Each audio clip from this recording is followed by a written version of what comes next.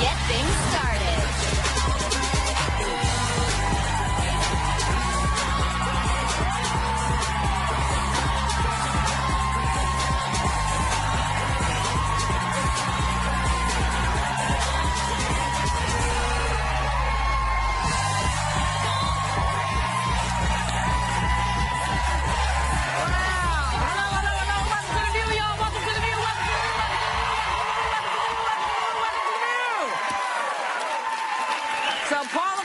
Is not here today, but we want to wish her a very happy birthday because it's her birthday today.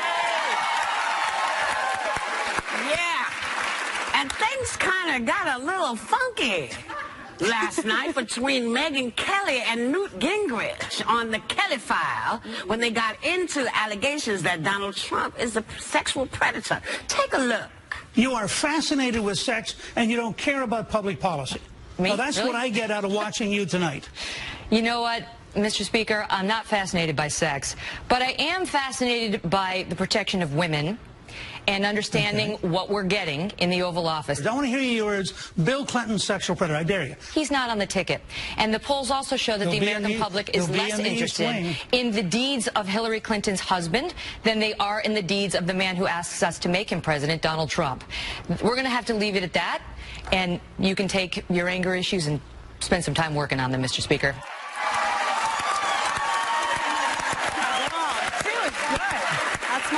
Very good. I Kelly for the win. admire her so much that she can stay so controlled and so poised in such heated situations and maintain her focus when she's speaking and stay on topic. But I do have to agree that Newt did bring up some points that the media is biased. They cover everything about Trump, so much more. I know you disagree with me, but they do. It's a fact. I mean, I have the percentages. We had Trump for a year and a half. A year and a half of all day, all night Donald Trump. And the fact of the matter is, Bill Clinton was taken to task. He was impeached. He was paraded around by a lot of folks, including Newt Gingrich, and people who has his own little issues with women. You know, I agree that I would love to hear Donald talk about policy, but it's really hard because he doesn't talk about policy. Well, he doesn't know it. That's why. But that's the issue for me. He doesn't do it. I understand the issue, but the fact is the coverage that he's getting, which Donald Trump gets a lot of media coverage, but it's negative media coverage. They don't ever talk about him without using words like vulgar and racist and bigot and misogynistic. But when you hear them talk about Hillary, it is still a respectful tone, even though they're talking about email scandal. But she doesn't do what he does. She doesn't talk that way. I think it's based on what I have to say one thing, that Megyn got him. He was bleeding from wherever. That guy was like, she nailed him. Well, I don't want to say to the cross because that's not nice. But she nailed him. You know what I mean? It was like, when I watched that, I was like, yes! Finally, somebody stood up to this arrogant. Also, let's not forget that when Newt Gingrich gave his wife divorce papers, she was in the hospital recovering from cancer. He is the nastiest man. He's been on this show. I think one thing in response to what Candace is saying is that I think there's so much Trump out there because he prides himself on bucking the system and being a different candidate, but that makes for big headlines because a lot of times the things he says are so bombastic that they're talking points. So he kind of becomes his own worst enemy in that. Stops people from talking policy because you're so busy saying, well, that by the time you're done, you're like this, and he's moved on, hasn't had a damn thing. He hasn't said anything. Remember when Les Moonves, who was the CEO, I believe, CBS. Whatever, of CBS, he said Donald Trump is bad for America, but he's good for television. Been great for television. And television does respond to, you know, the craziest thing that you say. And he gives you red meat over and over again. He played The Apprentice. He's played, this is how you play The Apprentice. You put out as much information about the other person. You know what I'm doing. You know, Megyn Kelly. You know, and you see what sticks, and you move on. And the shocker is so much has not stuck that we're all shocked that something actually, people are spending more than a week or two saying, well, wait a minute, and women just keep coming out. They just keep coming out, and that's what happens. I saw Sheryl Crow. I'm sorry, it's a little off topic. I saw Sheryl Crow this morning on a program, and she wants to pass a bill, or she's trying to get a bill to shorten the election cycle. Because she said, yes.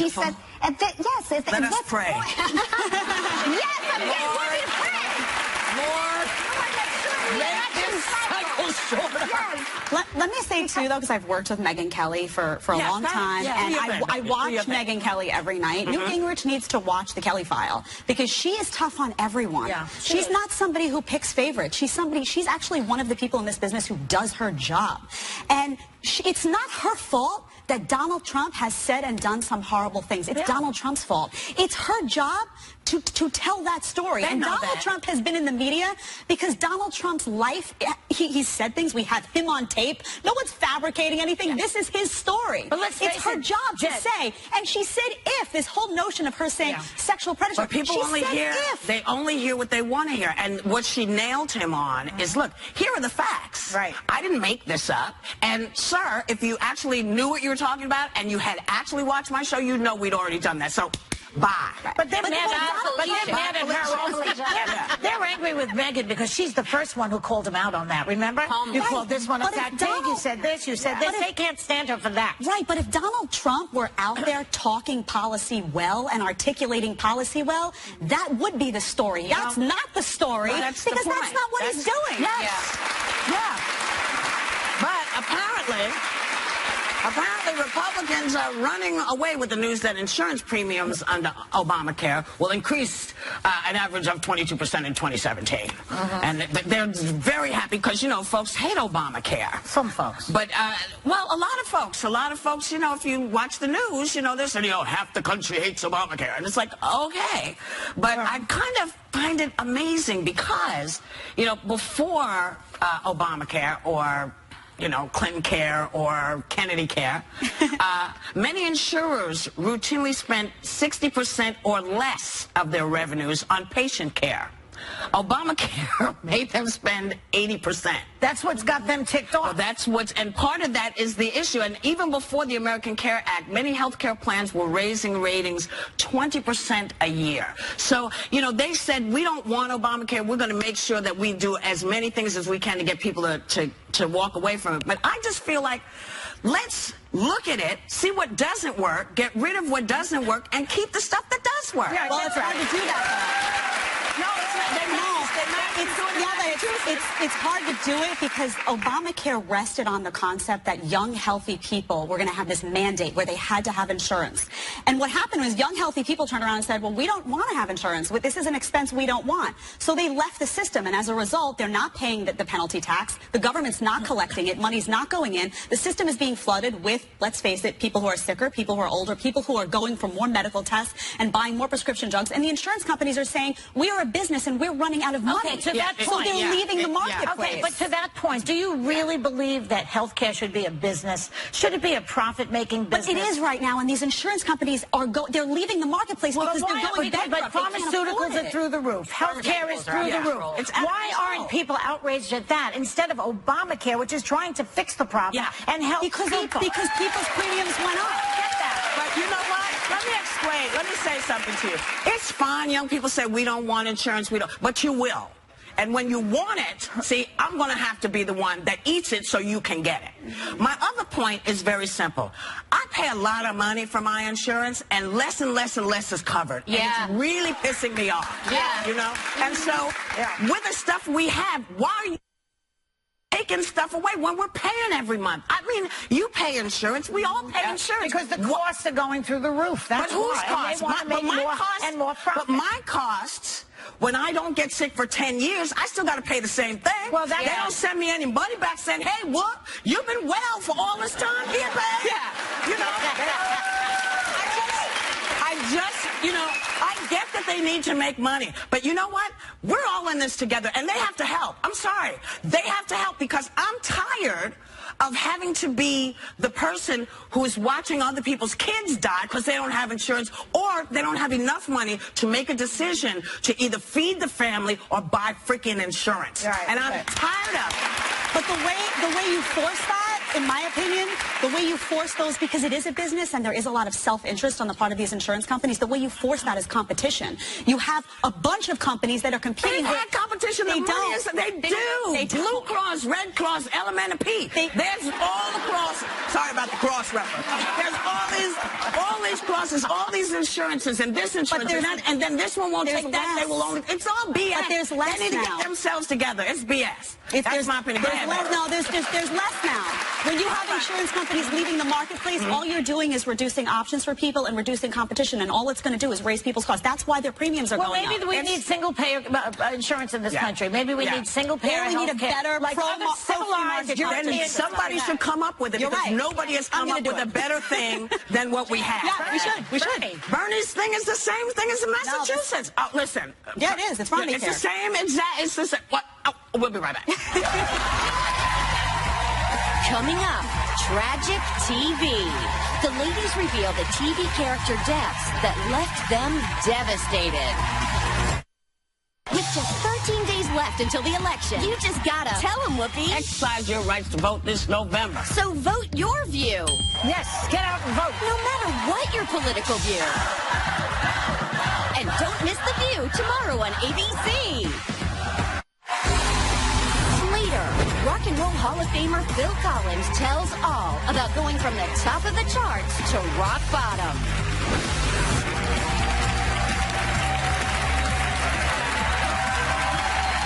Welcome back. That was odd. Welcome back. You know, a lot of people keep their loved ones' ashes in an urn or scatter them over a place that meant something to them in their lives. But apparently the Vatican says that's a no-no. Ashes need to be in a sacred place. Do they have to be in a sacred place? And who's to decide what is sacred to someone and what is not? I just want my ashes scattered over George Clooney. That's my dream. Just right over here. You think that's go That's a lot of gray dust, baby. Do you know how much of it's a lot of, he'd be like this under you. We cremated a dog one time and it was a lot. It's a huge amount, It is a lot. That's my true. mother is all over the house. She's everywhere in my house. Oh no, it's hysterical because it was like, wait, all of this is her? And they were like, yeah. So I was like, how many urns can I get her in? So I scattered her here, I scattered her there. I mean, I scattered her in the places that she really loved, and I think that's a sacred thing. I think. Well, I'm not Catholic, so I can't speak to what they would deem appropriate or sacred. But I always envision, because I want to be cremated, I always thought the idea of spreading your loved one wherever places meant, like sentimental or peaceful moments of kind of meditative thought of what they meant. I thought that was pretty spiritual, but maybe it's not in line with. That's what they don't like about it. I'm not Catholic either, but I haven't found a place in biblical context that talks about being buried or cremated or that you have to be placed in a church. So I think this is maybe the Catholics trying to keep the people connected to the church, or I mean, I don't know. I think this is more ritualistic than it is from a biblical principle. Well, people they're not paying attention to the dead body the way we used to. People used to really revere, the laying them out. Like last night I went to a wake and the body was laid out with makeup and the embalming and the whole thing. And it was like a lot of people everyone used to kneel down there in my day. I went to many wakes. I should have frequent flyer mileage for it. But nowadays people say, well, I'm not going to go up there anymore because there's a sense that it's gone. And I think years ago it wasn't gone.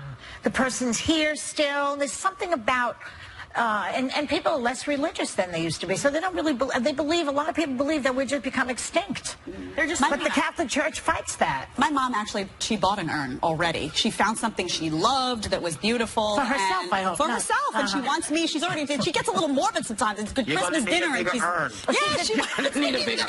I'm gonna be like, I know this thing is gonna be on my piano, and something's gonna be voices coming out of it. Take that dress off. It looks terrible. I mean, I know it's coming, but she felt like she was claustrophobic her whole life, and she felt that the whole idea of a coffin and that whole thing just went against who she was and her own comfort.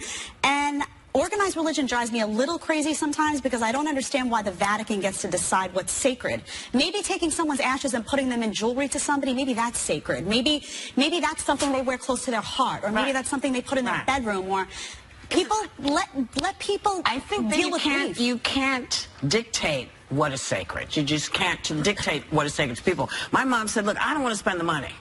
I don't want to spend the money. I'm not going to be here. Right. So go do something else. And she said, there's enough graves on the earth. She said, me, I like to travel. Hopefully I'll make it to space. That was her attitude. Listen, she said, put me in the microwave. And that's what I went and asked the guy. I said, do you have a microwave? What do you mean, body? That's what she wanted. Yeah, that was her way of saying cremate. Oh, cremate. But I'm, you know, slow sometimes. Yeah. And so I asked the guy, do you have a microwave? Like, I don't know. I think she wanted to be warmed up. Who can say? But they also have problems with the real estate in cemeteries and with our natural disasters that keep hitting. They're having graves and mausoleums ruined and things coming up. So there's a lot of practical reasons why maybe that's not the best. See, there's a lot of money in death. Let's face it. There's the coffin, there's the plot, there's the stone, there's the ritual, there's the body, there's the dress, there's the outfits, the flowers. A lot of money involved there. I just feel like, I mean, the body goes away. It's the soul that's going to live forever. Yeah. So I never wanted anyone to feel obligated to have to go to a place for me to feel like they had to either mourn or visit me. I'm like, I'm here in spirit. Well, you're sitting next to Oda Mae Brown, so maybe she can channel her.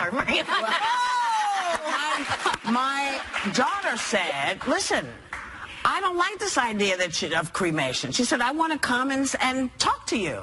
I was like, so basically you want me to upload myself?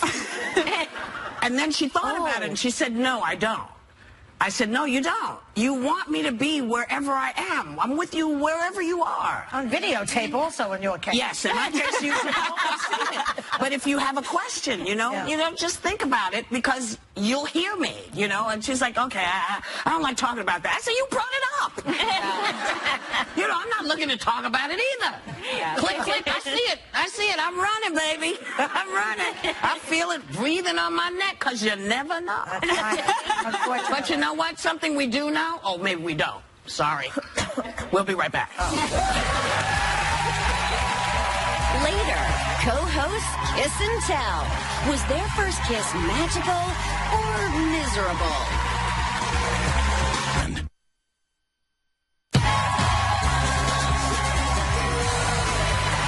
Welcome back. You know, in keeping with the death talk, the death of two characters on The Walking Dead led to an outpouring of grief online and has once again brought up the question, why do people take the death of a TV character that is not real so personally? Yeah. Why? Because some of us live in a movie and a television show. I fully expect to come here and one day hear you say, Jedediah, you in danger, girl. I mean, I am living in, I am not of this world. You do know that's never going to happen. I mean, you could. She didn't even know the meme existed online. What he's not going to do. Yeah. But some of us do. It's crazy. My mother always says, I'll say to her, well, I want a guy who's going to do this and this. And she's like, that's a television show. And often it's a television show from the 1960s. So some of us, I think, bond with these people and we forget it's an actor playing a role. And you know what? Some of us get involved. Like I was telling you this morning when that show, The Affair, went on hiatus. I was just about to reach where I was going with that. I was right there, and then they went on hiatus. That annoyed me. Huh? Yep, it was like about a 6-month foreplay.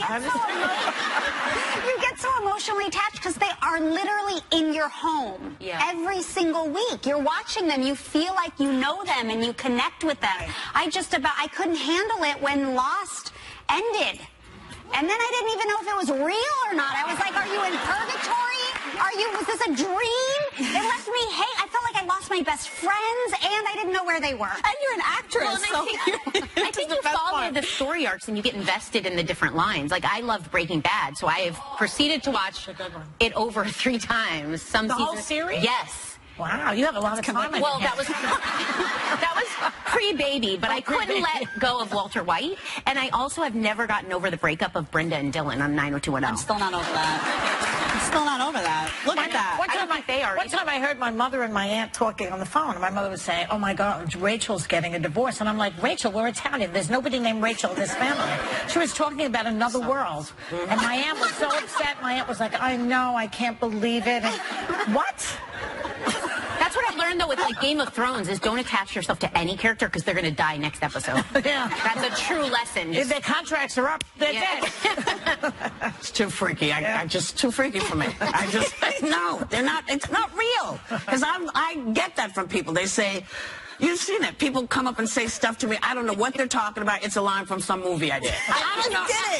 Because I don't live in the movie. Yeah. I live in the real world. And so you say stuff, you know, and the movies, you know, some of them are like 15 years old. I don't watch them. I don't like my hair? All day long. Sunrise. This is Ghost. Sorry. You know,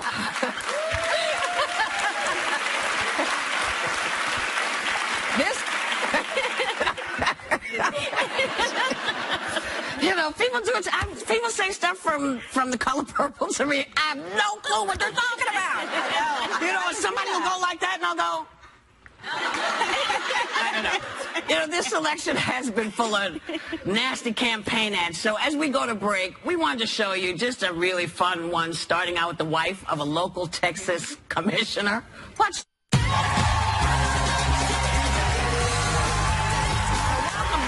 The fiancé of Catfish creator Neve Schulman posted an Instagram of herself breastfeeding along with a post warning new moms that breastfeeding is not easy, it's hard. She admitted no one told her just how hard and painful and difficult it can be, and she urged people who want to breastfeed to educate themselves about it beforehand. And I think this is a good thing for moms to hear. I know you've talked about this. Yeah, I struggled a lot. I think even knowing I knew a lot about breastfeeding, and it still caught me off guard what was involved. I think when your world's turned upside down in a good way, it's a blessing, it was a gift, but you don't recognize anything, and you're hormonal, and for me, I was kind of in a really dark place, and I didn't then know that in addition to the physical discomfort of breastfeeding in the beginning, there was also this I needed to find Sarah, who wasn't mom, but just a Sarah, something familiar to latch onto to help me get to my new normal. And I was bound to a couch with a baby, and I didn't know, I wasn't enjoying it. And I remember saying that everyone's telling me this is a gift and this is beautiful, and I'm really hurting inside, and I don't know what to do. Well, I felt like I was doing it for the baby, not really for me, because I read somewhere that, you know, the child gets your antibodies when you breastfeed. And I thought, well, good, she's not going to get sick from me. I've gotten many colds from her over the years, but she never got them from me. And that's one of the benefits of breastfeeding. Plus, there's an intimacy and a closeness. But if you can't do it, then you have a problem. It was hard for me too, but I plowed through, and it was difficult. That there could be a struggle. I remember with Natasha, when I breastfed her, I could only get milk out of one side and not the other, and I'm like, that's not supposed to happen. But I met with a lactation consultant, and they helped guide me through things, but sometimes I didn't even know a lactation consultant existed. And then a friend told me, but it took a while. It took several weeks to get through it. See, my mom was a baby nurse, and I said, I can't get this, I can't do this. And she said, well, then that's okay. We have other ways. You can feed the baby other ways. And that's important for moms to know. Not everybody can breastfeed. And if someone is telling you that you're not doing it right and it's wrong for you, you're allowed to say, then I'm going to find a different way. I need to help finding a different way. You do the best you can, and no one should be pushing new mothers, because, you know, they're trying to do the best they can. You can't push them and make it harder than it already is. It's just wrong. And La Leche, I know how y'all are. But this is the reality. Not everyone can do it, and it's not fair to make them feel bad if they can't. No, but I would say on the other side a little bit that sometimes it's difficult, but you can push through it sometimes. Some people can push, not everybody. Well, if it's really killing you, but not everybody can, and everybody should know that it's their right. You feel like less of a mother. That's the thing is I heard from a lot of people after we talked about it once saying you're no less of a mother, and I think I'd want to say you're not alone, and a fed baby is the best type of baby. The other thing is the conversation about public breastfeeding, now I look at them totally differently. People talk about where you can breastfeed. I say you applaud and congratulate the woman that pulls that off, because I struggled doing it in public when you don't have a pillow and you can't cover yourself, and I cried and cried. So it locked me to my apartment on another level. I could never get out. So I think that a lot of people don't know that. Sometimes your children decide for you too.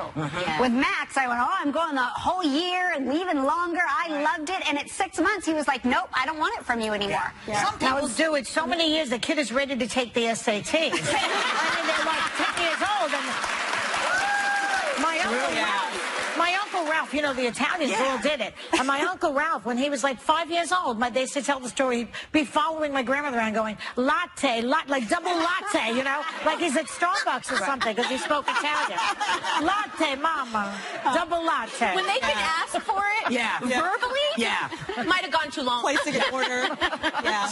It's rough when it, Anyway, you know, Millie Bobby Brown, the 12-year-old star of Stranger Things, said her very first kiss happened during one episode, which was weird, and that her co-star enjoyed it more than she did. And it's not like really a kiss, it's like a kiss. But the question I guess we're supposed to be asking is, do you remember your first kiss? Do you want to remember your first kiss? Yeah, my first kiss actually wasn't until high school. And it was okay, but I didn't feel, I kept being told when you kiss somebody and you really love them, it's amazing, and there's all of these things. I had all these expectations, and it was just okay. And it was because that relationship wound up being just okay. And I remember when I went to college, and the second guy that I wound up kissing, I dated for 3 years, and I was in love almost right away. And I remember kissing him and saying, oh, this is what it's supposed to feel like. And it was kind of a discovery for me that I didn't have until that second song? guy. If you want to know if he loves you so, it's in his kiss. It's true, though. It really is. Yeah, my kiss was messy. I didn't know what I was doing. I should have YouTubed. I don't think that was around then. But it was after a homecoming dance, and I was like really, like I had a stomach ache because I was dreading he was going to try to kiss me, and he did, and he regretted that. It didn't work out. But it was just, I didn't know what I was doing. No one tells, you know, like, and then I'd been telling my friends, oh yeah, I've been kissed, totally, like this one time. So like I couldn't ask for help then because I told him I'd already done it, and I didn't know what it was a mess. Yeah, it was not good. How about you? Me? Well, I guess technically my first kiss was on television. And it was the same as Millie Bobby Brown, so I know it's awkward and uncomfortable, and you have millions of people looking at you. I think I remember that. Hi.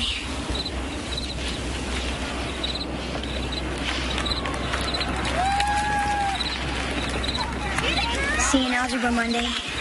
I'll be there. That is epic hair. That hair. That hair. I thought I had hair. That is hair. 80s hair. That was your first kiss was on television? Yeah, it was. It looked like my parents were standing right off camera watching. It's obvious. Were you freaked out as a young actress? I was nervous. I didn't know if I should keep my eyes open or closed, but my real first kiss was several years later, and it was great. All right. Well, on that note, we'll be right back.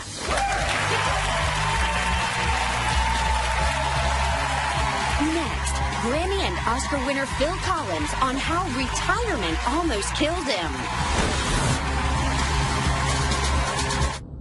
This week on The View, our hot topics are only getting hotter. You know it. Plus, we've got such an epic week of star power with Nathan Lane, John Slattery, John Goodman, Dakota Fanning, and Ewan McGregor. You just can't miss The View. This week on ABC.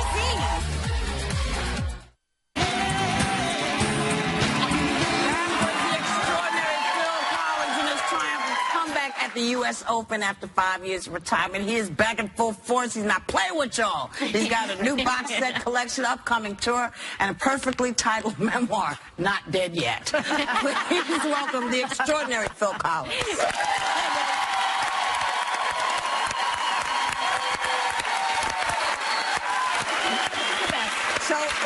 So you just said you had an Ashley story? You had an Ashley story? Yeah, well, when you were talking about that earlier, it's kind of funny. My dad died, you know. I mean, that's not the funny part, but he died, and he died on the south coast where my brother lived, and he was cremated. So after the cremation, my brother thought that my mother was going to go and pick the ashes up. And my mother thought my brother was going to pick the ashes up. Oh, no. So no one picked the ashes up. And we don't know where he is now. No, you can laugh at that because that's black English humour, you know. But it did happen because I wanted to put a little stone there where he was, you know. And my brother went and did some research and said, "Oh my God, no one ever picked him up." So I know where he is now. He's probably, you know, fertilizer in someone's garden now. It's just never a bad thing. He's growing other stuff. Yeah. So we've got a bench for him on the river. I like that. That's being installed now, you know, with a little plaque. Yeah. So it's a good end, you know. Yeah, but sit on him that way. You're going to be touring again. You're starting a tour in Europe, and I'm doing some shows. I don't like the word tour anymore. Okay. Yeah. You're just hanging. I'm just doing a selection of shows. We're doing a week in London, a week in Paris, and a week in Cologne, Germany. And I mean, tickets went on sale last week, and sold them all out. You sold out already? They went out in 15 seconds. Yeah. Wow. Yeah, are you coming here? Well, I mean, inevitably I will. You know, I'm trying to do things differently. You know, when I was in the old days, you know, you go on tour and you like going away to war. You never knew if you were going to come back or not. And these tours were huge. I mean, 13 months, 6 months, 10 months. Wow. So I'm not doing that anymore. I'm just going to do some shows and then have a month off, you know, be with the kids, and then go out and do some more shows. Speaking of kids, your 15-year-old son Nicholas is backing you up on the drums. Yeah. And he already played with you in the U.S. Open. You must be thrilled to have him following in your footsteps and be there with you. Yeah, absolutely. Yeah, I mean, he'll be 16 when we do the tour, but we did 3 shows this year. One in Miami in March and 2 in Switzerland in June. He played the drums, and he did the U.S. Open, and it was fantastic because, you know, he was playing to 500-600 people. Next day, he's playing to 20,000 people. Wow. And it's just playing, and it's cool. I don't have to look around because I know it's... Because you know. Yeah. But I have 3 sons, you know, and Simon, my oldest, is 40, and he's got his own career. He's fully focused on that. Then there's Nick, and then there's Matthew, who's 11. And I gave Matthew a drum kit, and he thrashed along, but he wasn't really into it. And so eventually he just said, I don't really want to do it, Dad. But I do feel I'm not a Collins because I don't do it. Aww. You know, and I said, no, don't be silly. Look at you, look at me, look at you. And he said, no, Nick told me last night I was adopted. The family's funny, too. The family's funny. People do that. Kids do that. Kids do that to each other. That's me, I know. Yeah, I want to ask you about your book it was titled Not Dead Yet, which is an incredibly brave title, and it actually refers to a late life bout with alcoholism you had. Can you tell us a little bit about that? Well, yeah, I just drank a lot. And there you have it. Okay. Were you hesitant to put that out there? No. I mean, I've drunk socially, as I'm sure most of us have. And I always had responsibility, you know. I mean, I had a show to do every night, pretty much. If you look at the book, you'll see just how hard I worked and how incredible that was to look back on it and see, did I really do that? But I always had a show to do the next day, so I couldn't stay up late, so I had to get up, and then I never drank the day of the show. And I decided to retire because I had 2 young children. I mean, Matthew's now 11, Nick's now 15, but when they were young, I wanted to retire. I wanted to stop and be a dad, you know. And so I did, and by the time this